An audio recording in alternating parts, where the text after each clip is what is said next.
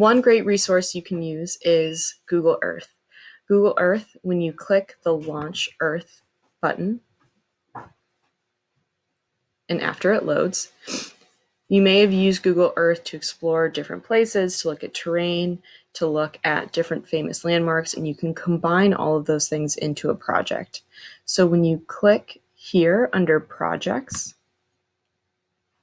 and create a new project, you can save it to your Google Drive, which solves everybody's problems.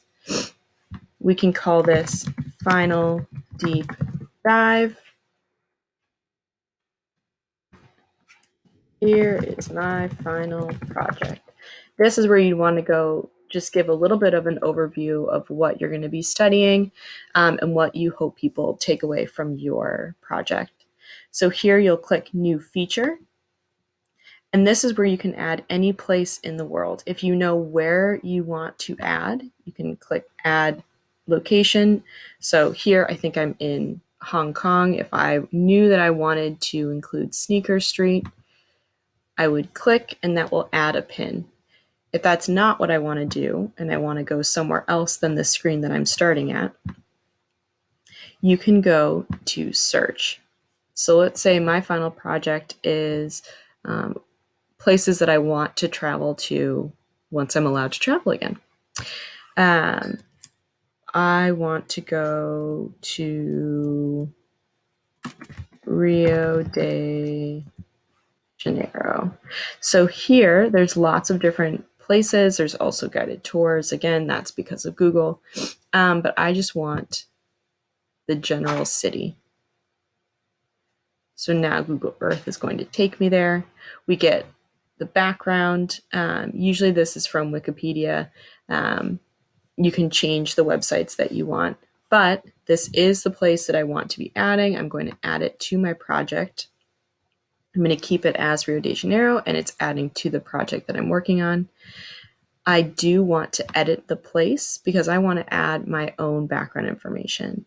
You can change the icons, you can change the information. So if you're researching your family history, you can edit this box right here to give more specific information. If you want just to keep the general preset information that Google has added, feel free to leave that there.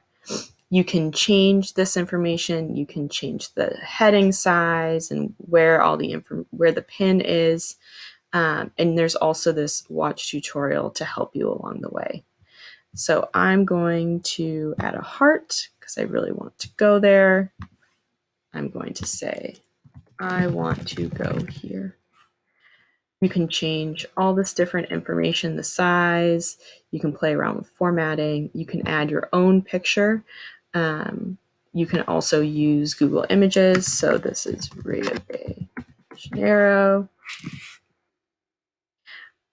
This is where one of the 7 man-made wonders of the world is. So I want to choose that picture to specifically include it. And there we go.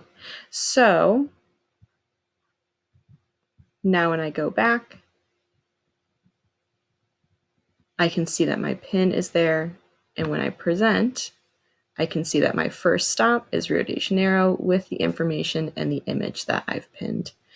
There's a lot of really cool things that you can do, so feel free to play around, and it's a great way to make a really interactive map of locations that you are focusing on. When you've added everything that you want to add, you will want to make sure that you're sharing your final product. So yes, this is going to be saved to your Google Drive, and a quick way to make sure that you're sharing it is to click the Share Project. It's going to check to make sure that you're the owner. You can make sure that you're sharing it with me, and you can also copy the link. Make sure that it says that people who have the link can open it, copy the link, and then submit.